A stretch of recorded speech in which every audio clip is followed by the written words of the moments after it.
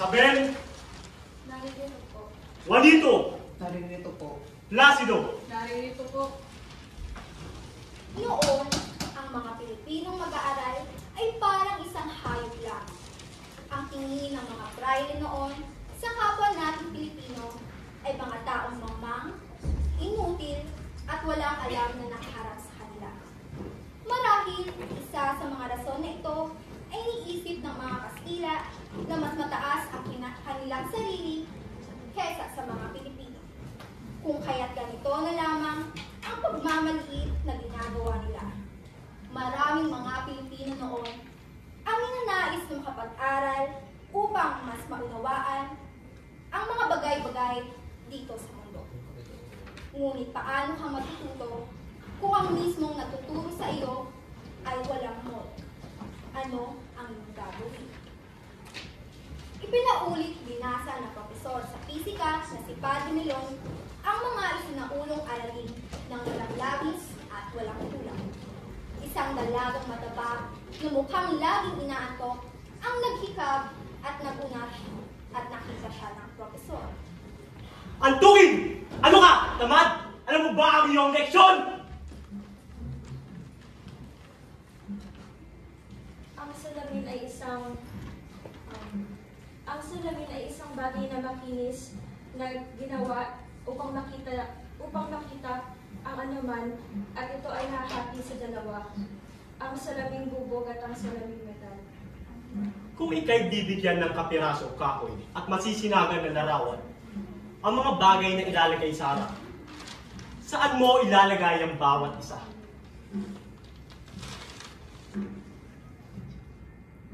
Paumanhin po, Padre, sapagkat hindi ko po alam ang sagot. Napansin ni Padre Melon si Juanito na isa sa kanyang kinagigiliwan sa klase. O sige, ikaw, Juanito, sagutin mo ang aking tanong. Ang nasa likuran ba ay nakapagbabago sa nasa harap o hindi? Hindi alam ni Juanito ang sagot. Hinudatyan niya si Placido, ngunit ito may hindi alam ang sagot. Habang nakatingin sa ibang estudyante, ang profesor, niyapakan niya si Placido, sabay sabing, Aray, napakayos mo! lubhang nasaktan si Placido, kaya napaksilong siya. Narinig ng praile ang sigaw. Nakita at nahulaan ang nangyari. Tinawag nito si Placido. Ikaw! O ikaw na magaling na tagabulok. Hindi kita tinatanong, ngunit ibig mong iligtas ang iba. Ngayon ay iligtas mo naman ang iyong sarili. Naupong masaya si Juanito. At si Placido naman ang tinawag ni Padre Melon. Nang hindi siya makasagot, tinanong na profesor ang kanyang pangalan. Ikaw na nagmamagaling at nagmamarunong. Ano ang iyong ngalan? Placido po. Aha! Placido Penitente? Lalong mas mabuting tawagin sa'yo ay Placido Suplado!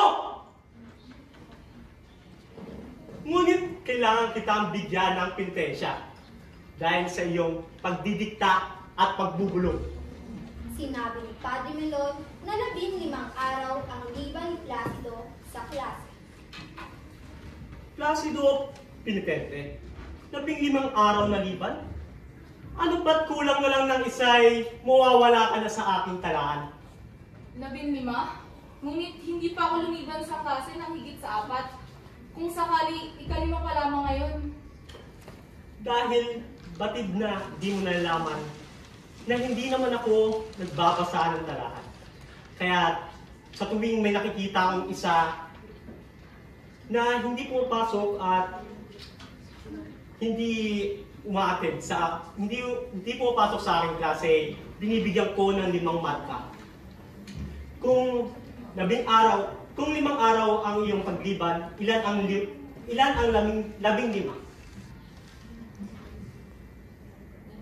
25. Tama. Tama ang iyong sagot.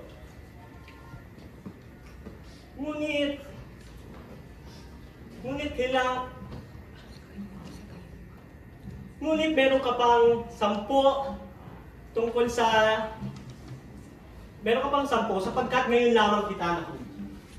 Nang binuksan ni Padre Melon ang talaan upang dagdagan ng isang buhay si Placido dahil sa kanyang pagsagot araw-araw, nagsalita si Placido. Ngunit Padre, kung lalagyan po ninyo ako ng bawas sa aking leksyon, ay dapat pong alisin ninyo ang liban na inyong nilagay sa akin. Hindi ko po maisip kung paano ang wala sa klase ay makapag-uulat ng leksyon. Iyata't hindi mo nauunawaan at hindi mo nalalaman. Pilosopong metaphisiko, dahil sa iyong pagliban at sa iyong hindi pagsunod sa aking inuutos at sa hindi mo pakikinig sa aking leksyon, ay narapat lamang itong parusa sa iyo. Tama na, Padre, tama na. May ilalagay ninyo ang lahat ng guhit na inyong nais, ngunit wala kayong karapatan upang laitin ako. Hindi na ako makatitiis sa inyong klase. Inyo na ang inyong klase!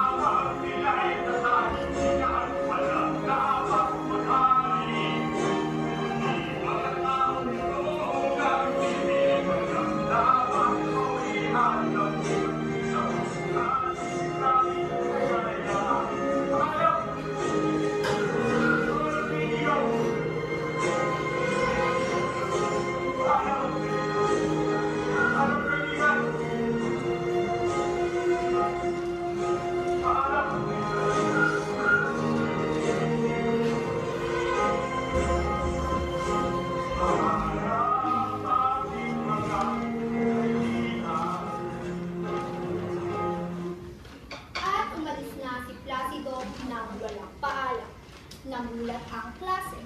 Ang gayong pagsagot ay hindi pa nasaksihan kailanman. Ang nabiglang profesor ay napakagat-labi at tangu-tangong nagbabala habang pinagmasdan ang papalayong estudyante.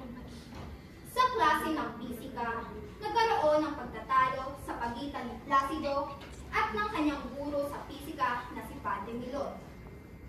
Sa aking tanong kanina, paano ka matututo kung ang mismong nagtuturo sa iyo ay walang modo? Ano ang iyong gagawin?